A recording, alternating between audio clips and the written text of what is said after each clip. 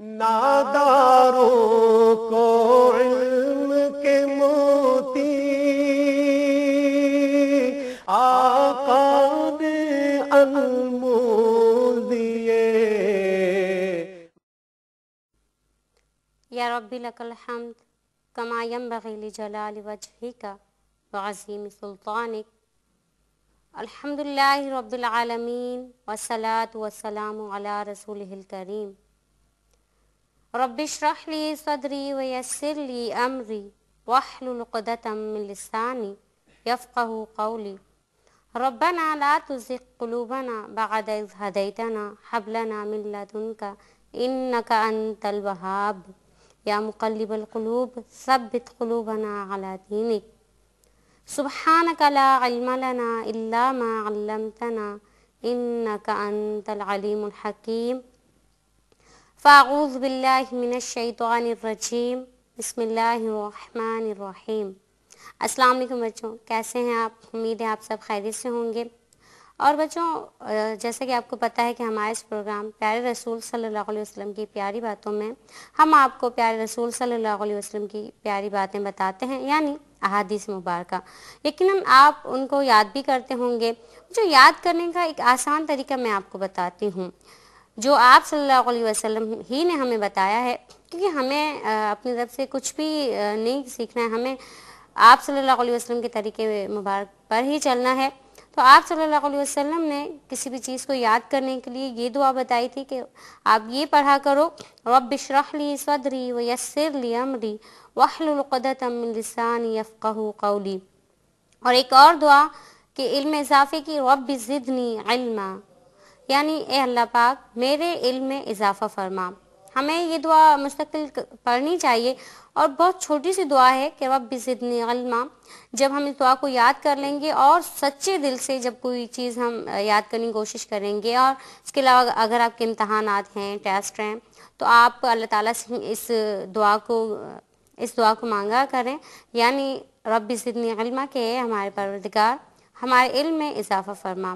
تو یقیناً آپ کو جو کچھ آپ یاد کرنا چاہتے ہیں وہ سب یاد ہو جائے گا۔ اور ابھی جو میں نے آپ سے کہا کہ احادیث مبارکہ اگر یاد کرنے میں آپ کو مشکل درپیش ہو رہی ہے، تو آپ یہ دعا لازمی پڑھا کیجئے، رب زدنی علما۔ آئیے بچوں، اب ہم حدیث پڑھتے ہیں، اور ہمیشہ کی طرح سب سے پہلے حدیث کے راوی یعنی راوی حدیث کا تعارف پڑھتے ہیں ہم۔ اس حدیث کے راوی حضرت ابو ہریرہ ہیں۔ ابو ہریرہ تو ان کا لقب ہے، ان کا اصل نام حضرت عبد الرحمن بن صخر الدوس ہے۔ انہوں نے سن 7 ہجری میں اسلام قبول کیا، اور جب سے اسلام قبول کیا آپ صلی اللہ علیہ وسلم ہی کی خدمت میں رہے، اور مدینہ منورہ میں سن 57 ہجری میں وفات پائی۔ اور حضرت ابو ہریرہ ان صحابہ میں سے ہیں کہ جن سے بہت ساری احادیث روایت کردہ ہیں اور تقریباً مستند ہیں۔ آئیے بچوں، اب ہم حدیث پڑھتے ہیں۔ صلی اللہ علیہ وسلم، صلی اللہ علیہ وسلم۔ عن ابی ہریرہ رضی اللہ عنہ قال قال رسول اللہ صلی اللہ علیہ وآلہ وسلم من کان یؤمن باللہ والیوم الآخر فلا یؤذی جارہ۔ بخاری شریف کی روایت ہے۔ حدیث کا بامحاورہ ترجمہ یہ ہے، جو ایمان لایا ہے اللہ تعالیٰ پر اور یوم آخرت پر، تو اسے چاہیے کہ وہ اپنے ہمسائے کو اذیت نہ پہنچائے۔ بچوں، اب ہم الفاظ معنی پڑھتے ہیں۔ من، جو، کانا، ہو یا تھا، یؤمن باللہ، ایمان لایا ہے اللہ پر، والیوم الآخر، اور ایمان لایا یوم آخرت پر، فلا، پس نہیں، یؤذی، وہ اذیت دے، جارہ، اپنے ہمسائے کو، یعنی جو کوئی ایمان لایا ہے اللہ تعالیٰ پر اور یوم آخرت پر، تو پھر اسے چاہیے کہ وہ اپنے ہمسائے کو اذیت نہ پہنچائے۔ آئیے بچوں، اب ہم اس حدیث کی شرح یعنی تشریح پڑھتے ہیں۔ صلی اللہ علیہ وسلم، صلی اللہ علیہ وسلم۔ مومن کی صفت یہ ہے کہ وہ کبھی کسی کو اذیت نہیں پہنچاتا ہے۔ اسی لیے اس حدیث مبارکہ میں آپ صلی اللہ علیہ وسلم نے ایک اور صفت بتائی کہ مومن کون ہے، یعنی دیکھیے سب سے پہلے یہ کہا کہ جو ایمان لایا، ظاہری بات ہے جو ایمان لایا وہی مومن ہے۔ دیکھیے ایک مومن ہی ہے جو روز آخرت پر یقین رکھتا ہے، یعنی اس کو یقین ہے کہ میں جو کچھ اعمال کر رہا ہوں ان سب کا مجھے جواب دہ ہونا ہے اللہ تعالیٰ کے سامنے، کب؟ یوم آخرت۔ اب کچھ لوگ یہ سوچتے ہیں کہ دیکھا جائے گا، قیامت تو بہت دور ہے، لیکن ایک بات میں آپ کو بتا دوں کہ مومن کی موت کے بعد فوراً اس کے لیے جنت ہے، یعنی ظاہری بات ہے جیسا کہ ہمیں پتہ ہے قرآن پاک میں مثال دی گئی، مرنے کے بعد جب اٹھائے جائیں گے تو کیا کہیں گے کہ ہم اس میں نہیں، لم یلبثوا الا عشیۃ او ضحاھا، یعنی ہم اس میں نہیں رہے سوائے ایک شام یا دن کا ایک تھوڑا سا حصہ ہم اس میں رہے ہیں، لوگ یہ کہیں گے۔ تو اس لیے ہمیں سوچنا چاہیے کہ اللہ تعالیٰ کیوں مثال دے رہے ہیں، اس لیے کہ جب ہم مر جائیں گے اس کے بعد اٹھیں گے ہم تو ہمیں اندازہ ہی نہیں ہوگا کہ کتنا عرصہ گزر چکا ہے، اس لیے ہمیں یہ نہیں کہنا چاہیے کہ قیامت تو بہت دور ہے۔ مومن کی موت کے فوراً بعد اس کے لیے جنت ہے، اسی طریقے سے کافر کی جو موت ہے وہ بھی جیسے ہی وہ مرتا ہے اس کے فوراً بعد اس کا عذاب اور حساب و کتاب شروع ہو جاتا ہے، اس لیے یہ نہیں سوچنا چاہیے کہ قیامت دور ہے، اور ہمیں اس بات پر کامل یقین ہے کہ ہمیں اللہ تعالیٰ کے سامنے یوم آخرت یعنی قیامت کے روز کھڑا ہونا ہے اور اپنے تمام اعمال کا جواب دہ ہونا ہے۔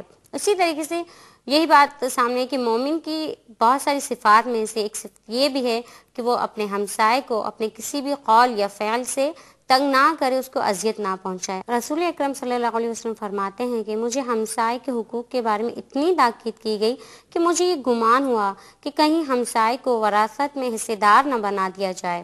دیکھیے اس کا مطلب کہ اللہ تعالیٰ نے آپ صلی اللہ علیہ وسلم کو اس بات پر بہت زیادہ آمادہ کیا ہے کہ اپنے ہمسایوں کا خیال رکھا کریں۔ اب آپ بچوں سوچ رہے ہوں گے کہ ہمسائے کون ہے، یقیناً آپ کی سمجھ میں آ گیا ہوگا کہ جو ہمارے گھر کے ارد گرد جو لوگ رہتے ہیں، ہم اپنی زبان میں جیسے پڑوس کہتے ہیں، تو ان کو ہمسائے کہا جاتا ہے۔ تو دیکھیے آپ صلی اللہ علیہ وسلم نے کیا کہا کہ مجھے یہ گمان ہوا کہ کہیں ان کو وراثت میں بھی حصے دار نہ بنا لیا جائے، یعنی کہ بہت زیادہ اللہ تعالیٰ تاکید فرمایا کرتے تھے آپ صلی اللہ علیہ وسلم کو وحی کے ذریعے کہ ہم اپنے ہمسایوں کا خیال رکھو۔ دیکھیے اس کا مطلب یہ ہے کہ ہمسایوں کا خیال رکھنا اس میں بہت بڑی عظمت ہے، کیونکہ اللہ کے نبی صلی اللہ علیہ وسلم نے اتنی بڑی بات کہہ دی کہ اگر تم اللہ تعالیٰ پر یقین رکھتے ہو اور اس کے بعد یہ کہا کہ یوم آخرت پر یقین رکھتے ہو تو اپنے ہمسائے کو اذیت نہ پہنچاؤ۔ اور اس کے علاوہ آپ صلی اللہ علیہ وسلم کے کردار مبارکہ سے بھی بہت ساری باتیں ثابت ہیں کہ آپ صلی اللہ علیہ وسلم بھی اپنے ہمسایوں کا خیال رکھا کرتے تھے، اور صحابہ کرام کو بھی اس بات کا حکم دیا کرتے تھے کہ تم اپنے ہمسائے کا خیال رکھا کرو۔ ایک مرتبہ حضرت علی سے روایت ہے ایک حدیث میں کہ آپ صلی اللہ علیہ وسلم نے فرمایا کہ اپنے سالن میں شوربہ جو ہے اس کو زیادہ کرو تاکہ تم اپنے ہمسایوں کو بھی دے سکو، یعنی گھر کے اندر ایک چیز باقی ہے اس کو آپ کو ہمسایوں کو دینا ہے۔ اور یہی نہیں، آپ صلی اللہ علیہ وسلم نے کہا کہ تمہارے ہمسائے اگر بھوکے ہیں، اگر اللہ نہ کرے وہ کسی روز بھوکے سوتے ہیں اور تم اس دن کھانا کھا لیتے ہو تو پھر اللہ تعالیٰ بہت ناراض ہوتے ہیں اور اللہ کا غضب ان لوگوں پر نازل ہوتا ہے، اس لیے بہت زیادہ کہا گیا کہ اپنے ہمسایوں کا خیال رکھا کرو۔ اور آپ صلی اللہ علیہ وسلم کے بارے میں بھی یہ حدیث آپ نے سنی ہوگی کہ آپ صلی اللہ علیہ وسلم ایک جگہ سے گزرا کرتے تھے تو وہاں اوپر سے ایک بڑھیا روزانہ آپ صلی اللہ علیہ وسلم پر کچرا پھینکا کرتی تھی۔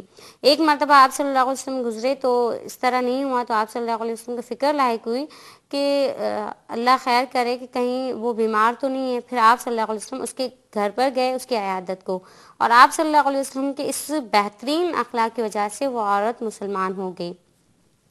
اسی طریقے سے ایک اور واقعہ بچوں، ایک بہت سچا واقعہ ہے آج کے دور کا ہی میں آپ کو سناتی ہوں۔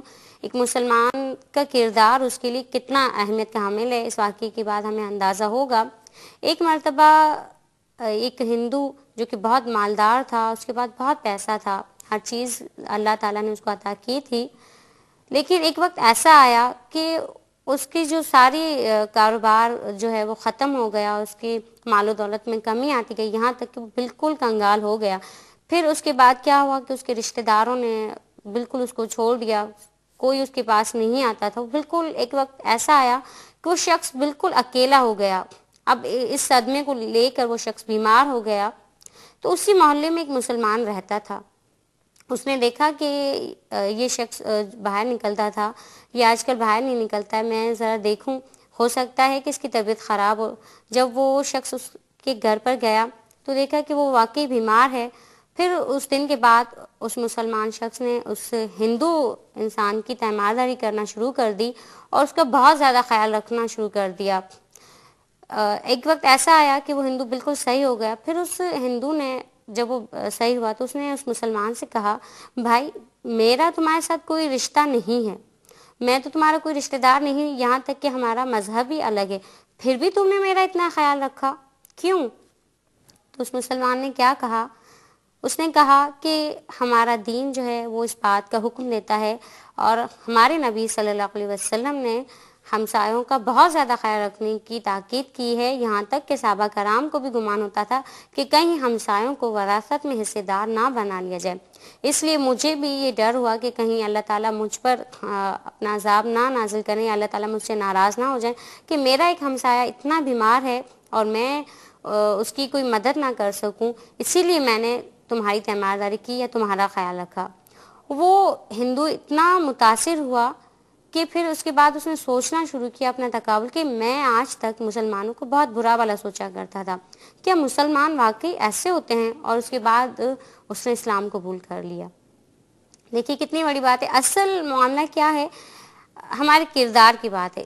لوگ ہمیں دیکھتے ہیں کہ ہندو بھی، غیر مسلم، صرف ہندو کی بات نہیں ہے، غیر مسلم ہمیں دیکھتے ہیں کہ یہ مسلمان ہے، اب اس کے بعد ہمارا جو کردار ہوگا اس کو لوگ دیکھیں گے کہ یہ ایک مسلمان ہے، وہ سوچیں گے کہ یہ مسلمان ہے، تو ان کو یہ نہیں پتا ہوتا کہ ہم جو اعمال کر رہے ہیں وہ ہمارے نبی صلی اللہ علیہ وسلم نے کہے ہیں یا نہیں۔ اگر ہم انہی کی روش پر چلنے لگیں گے یا ان سے بھی آگے نکل جائیں گے تو وہ ان کو نہیں پتا ہوگا کہ یہ لوگ نام کے مسلمان ہیں، کام نہیں کر رہے، یعنی اللہ کے نبی صلی اللہ علیہ وسلم کی باتوں پر عمل نہیں کر رہے ہیں۔ وہ تو یہی دیکھیں گے کہ مسلمان ایسے ہیں، مسلمان تو ایسے ہیں، مسلمان تو اس طرح ہیں۔ اگر ہم اللہ کے نبی صلی اللہ علیہ وسلم کے تمام احکامات کو مانیں گے تو یقیناً ہم اچھے انسان بن جائیں گے، اور لوگ متاثر ہوں گے کس سے؟ ہمارے دین سے۔ اور ہمارا مقصد کیا ہونا چاہیے؟ ہمارا مقصد لوگوں کو اپنی طرف نہیں، اللہ کی طرف بلانا ہونا چاہیے۔ اگر ہم اپنے کردار کو اچھا بنائیں تو اس لیے بنائیں تاکہ یہ سوچ کر بنائیں کہ ہمارا رب ہم سے راضی ہو جائے، اور پھر کیا ہے کہ ہمارے اس کردار کو دیکھ کر جو دوسرے غیر مسلم ہیں وہ یہ سوچنا شروع کر دیں کہ واقعی اسلام ایک بہترین مذہب ہے جو انسانیت کے حقوق کی سب سے زیادہ پاسداری کرتا ہے، انسانیت کے حقوق کا خیال رکھتا ہے بہت ساری باتوں میں۔ اگر ہم اچھے ہو جائیں اور اپنا کردار ہم اسلام کے مطابق یعنی آپ صلی اللہ علیہ وسلم کی باتوں کے مطابق بنا لیں تو یقیناً بہت سارے لوگ ہمارے دین کی طرف آنا شروع ہو جائیں گے۔ اور اس میں ہمیں دعا بھی کرنی چاہیے اللہ تعالیٰ سے کہ یا اللہ ہمیں بھی ہدایت دے اور ہمارے ذریعے اور لوگوں کو بھی ہدایت دے تاکہ ہمارا کردار دیکھ کر وہ مسلمان ہو جائیں۔ لیکن آج افسوس کی بات یہ ہے کہ ہمارا کردار ایسا ہے کہ غیر مسلم کو ہم کیا مسلمان کریں گے، ایک مسلمان کو بھی ہم بدظن کر دیتے ہیں، ایک عام مسلمان کو فوراً ہم اپنے عجیب و غریب رد عمل سے بدظن کر دیتے ہیں، اور لوگ یہ سمجھتے ہیں کہ اسلام ایسا ہے، جبکہ اسلام ایسا نہیں ہے۔ اسلام ایک عظیم مذہب ہے جو انسانیت کے حقوق کی پاسداری کرتا ہے۔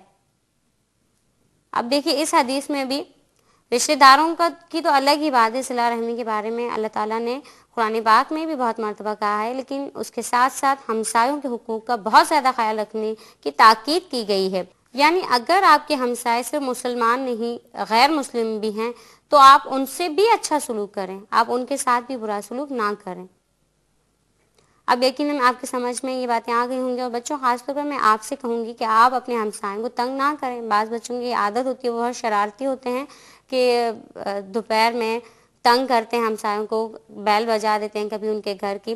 اس طرح نہیں کرنا چاہیے۔ اب تو آپ کو آپ صلی اللہ علیہ وسلم کی یہ حدیث پتہ چل گئی کہ ہمیں اپنے ہمسایوں کو تنگ نہیں کرنا ہے بلکہ ان کے کام آنا ہے۔ اور آپ کو تو اللہ تعالیٰ نے یہ صلاحیت دی ہے، آپ تو ابھی چھوٹے ہیں، تو یہ نہیں سوچیے گا کہ ہم تو چھوٹے ہیں ہم کیا کر سکتے ہیں، آپ بہت زیادہ کر سکتے ہیں کام، اور آپ ان سے پوچھ لیا کیجئے کہ آپ کو کوئی کام ہے تو ہم آپ کا کام کر لیتے ہیں، کیونکہ بچوں سے زیادہ کام اچھے کام لیے جا سکتے ہیں، نو ڈاؤٹ۔ آپ یہ نہ سوچیں کہ ہم تو ابھی چھوٹے ہیں ہم نہیں کر سکتے، نہیں، اچھے کام آپ سب سے زیادہ کر سکتے ہیں۔ تو یقیناً اب آپ کی سمجھ میں یہ حدیث آ گئی ہوگی، اور ہم بھی انشاءاللہ اپنا کردار ایسا رکھیں گے، اپنے ہمسایوں کو تکلیف نہیں پہنچائیں گے، ان کا خیال رکھیں گے، اور اگر اللہ نہ کرے کوئی ہمسایہ بیمار ہے تو ہم ان کے گھر جائیں گے، ان کی عیادت کریں گے. تقریباً ہم اپنے فعل سے ان کو نہیں پہنچا سکتے آرام، تو اپنے قول سے ہم ان کو آرام پہنچائیں، اور قول و فعل دونوں سے ان کو اذیت نہ پہنچائیں، کیونکہ ضروری نہیں ہے کہ ہم اپنے فعل سے ہی ان کو ہم تکلیف پہنچا سکیں. بعض اوقات وہی بات کہ زبان کو اگر ہم کنٹرول نہیں کرتے تو وہ بہت بڑا کام کر جاتی ہے، کسی کے دل کو بہت زیادہ دکھا سکتی ہے. اس لیے ہمیں اپنی زبان کو بھی کنٹرول کرنا ہے، کسی کو اذیت نہیں دینی ہے، اور یہی ایک سچے اور اچھے مسلمان کی فضیلت ہے، اور یہی اس کا کردار ہونا چاہیے. یقیناً آپ کی سمجھ میں یہ حدیث اور پھر شرح حدیث آ گئی ہوگی، اور آپ اس کو لازمی یاد کرنے کی کوشش کیجیے. اور پھر جو لوگ نہیں پڑھتے یا نہیں سنتے ہیں، آپ بھی ان کو یہ حدیث مبارکہ بتائیے کہ ہمارے نبی صلی اللہ علیہ وسلم نے تو یہ کہا ہے. اگر آپ کسی کو دیکھیں، کسی بچے کو کہ وہ اپنے ہمسائے کو تنگ کر رہا ہے، تو آپ اس سے کہیں کہ ایسا نہ کریں، کیونکہ اللہ کے نبی صلی اللہ علیہ وسلم نے اس کے بارے میں یہ کہا ہے. تو یقیناً وہ لوگ بھی مانیں گے. اور دوسری بات، آپ کو کتنا ثواب ملے گا، اور اللہ تعالیٰ نے کہا ہے کہ لوگوں کو نیکی کی طرف بلاؤ. اور دوسری بات، ہم آپ صلی اللہ علیہ وسلم کی یہ دعا بھی یاد رکھیں کہ جس میں آپ صلی اللہ علیہ وسلم نے کہا ہے کہ اللہ تعالیٰ اس شخص کے چہرے کو تر و تازہ رکھے جو میری بات سنتا ہے اور اس کو آگے تک پہنچاتا ہے. یقیناً آپ کی سمجھ میں شرح حدیث پہ آ گئی ہوگی. آئیے بچوں، اب ہم راہ عمل پڑھتے ہیں، یعنی ہمیں کیا کرنا چاہیے. اللہ علیہ وسلم صلی اللہ علیہ وسلم. نمبر 1، جو ایمان لایا اللہ تعالیٰ پر اور یوم آخرت پر، وہ ہمسائے کے ساتھ اچھا سلوک کرے. نمبر 2، ہمسائے کو اذیت نہیں دینی چاہیے. نمبر 3، ہمسائے کا احترام کرنا ایمان کا ثبوت ہے. نمبر 4، مومن کو چاہیے کہ وہ ہر ایک کا خیر خواہ اور محبت کرنے والا ہو. یقیناً آپ کی سمجھ میں راہ عمل بھی آ گیا ہوگا. اللہ تعالیٰ سے دعا ہے کہ اللہ تعالیٰ اپنے پیارے حبیب صلی اللہ علیہ وسلم کی تمام باتیں ہمیں سننے کی اور پھر اس کے بعد ان سب باتوں پر عمل کرنے کی توفیق عطا فرمائے. اور اپنا فیڈ بیک ہمیں ضرور لکھیے. اس کے علاوہ اگر آپ ای میل نہیں کر سکتے ہیں تو ہمیں ضرور خط لکھیے. پروگرام کے آخر میں جو پتہ آپ کو بتایا جاتا ہے اس پر. اور اس کے ساتھ ہی میں یہ بھی کہوں گی کہ مجھے دعا میں یاد رکھیے. اللہ حافظ. السلام علیکم ورحمۃ اللہ وبرکاتہ. اس پروگرام کی سی ڈیز اور ڈی وی ڈیز کے لیے درج ذیل پتے پر اپنے آرڈرز بذریعہ خط یا ای میل بک کرائیں. Incharge QTV D120 site Karachi Pakistan. Email address qcampus@arydigital.tv. ناداروں کو علم کے موتی آقا نے انمول دیے. اللہ اللہ اللہ اللہ. اللہ جمیل ویحب الجمال. اللہ خوبصورت ہے اور خوبصورتی کو پسند فرماتا ہے. اللہ اللہ اللہ اللہ.